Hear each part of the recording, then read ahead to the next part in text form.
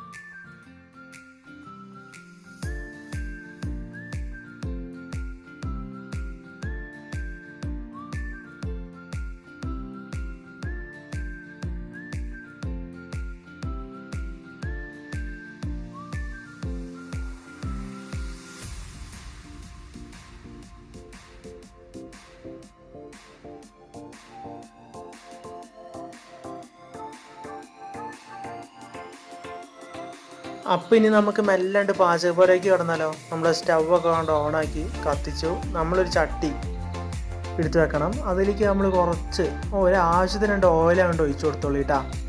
Oil വർക്കും കുറവാക്കി കഴിഞ്ഞാൽ പിന്നെ നമ്മൾ പഴംപൊരി മൊരിഞ്ഞിട്ടൂല. അപ്പോൾ പിന്നെ ടേസ്റ്റ് കുറയും.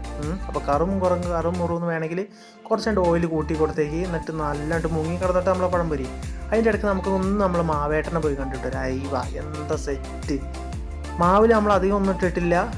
മൈദ, മഞ്ഞൾപ്പൊടി, ഉപ്പ്, പഞ്ചസാര, വെള്ളം, കുറച്ച് അരിപ്പൊടിയും കൂടി, പിന്നെ ആവശ്യത്തിന് നമ്മൾ 2-3 വറ്റി ചോറും വറ്റും കൂടി ഇട്ടിട്ടുണ്ട്. നമ്മളെ മുറിച്ച പഴക്കുട്ടന്മാർ ഇതാ സെറ്റായിട്ടുണ്ട്. മാവ് നല്ല ഇളക്കുക. എണ്ണ നല്ല ചൂടായിട്ട് വരുന്നുണ്ട് കേട്ടോ. നിങ്ങൾക്ക് കൊതി വരുന്നുണ്ടാവും എനിക്കറിയാം, എന്നാലും സാരമില്ല, നമ്മൾ കുറച്ചുകൂടി പറഞ്ഞിട്ട് അവിടെ നിർത്താം. എന്നിട്ട് നിങ്ങൾ ഇരുന്ന് കണ്ടോളി.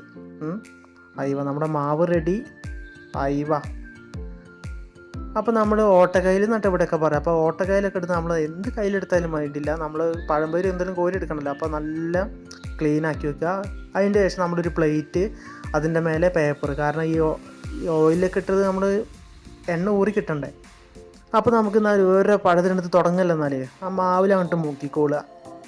മുക്കിയിട്ട് ഒന്നും നോക്കണ്ട, ആ തിളച്ചെടുക്കണ ഓയിലേക്ക് കണ്ടിട്ട് അയ്യോ അപ്പോൾ ഒരു ഒച്ച ഉണ്ടാവും. അതാണൊരു അന്തസ്. അടുത്തതും അതേപോലെ അങ്ങോട്ട് മുക്കുക, അതിലേക്ക് ഇടുക. അടുത്തതും അതേപോലെ മുക്കുക. റിപ്പീറ്റ്.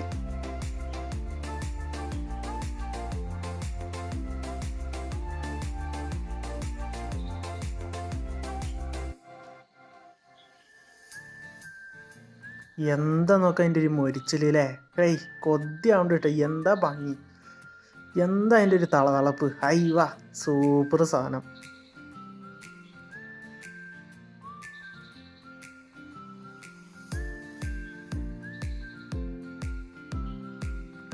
ഇനി നമ്മളൊന്ന് മറിച്ചിട്ട് കൊടുത്തേക്കുക കേട്ടോ. മറിച്ചിട്ട് കൊടുക്കുമ്പോൾ നമ്മൾ വീഡിയോ എടുത്തു കഴിഞ്ഞാൽ നമ്മൾ ഫോൺ എണ്ണയിൽ വീഴും, പിന്നെ നമുക്ക് വീഡിയോ എടുക്കാൻ ഫോൺ ഉണ്ടാവില്ല.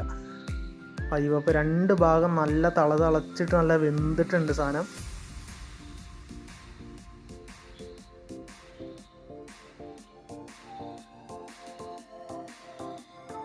ഇനി നമുക്കതൊന്ന് കോരി അങ്ങോട്ടിട്ട് നമ്മൾ ആ പ്ലേറ്റിലേക്ക് അങ്ങോട്ട് വെക്കുക. പ്ലേറ്റിലേക്ക് വെക്കണമെങ്കിൽ നമുക്കിതാ അടുത്ത് ഇങ്ങനെ ഓരോന്നിട്ട് വെക്കുക.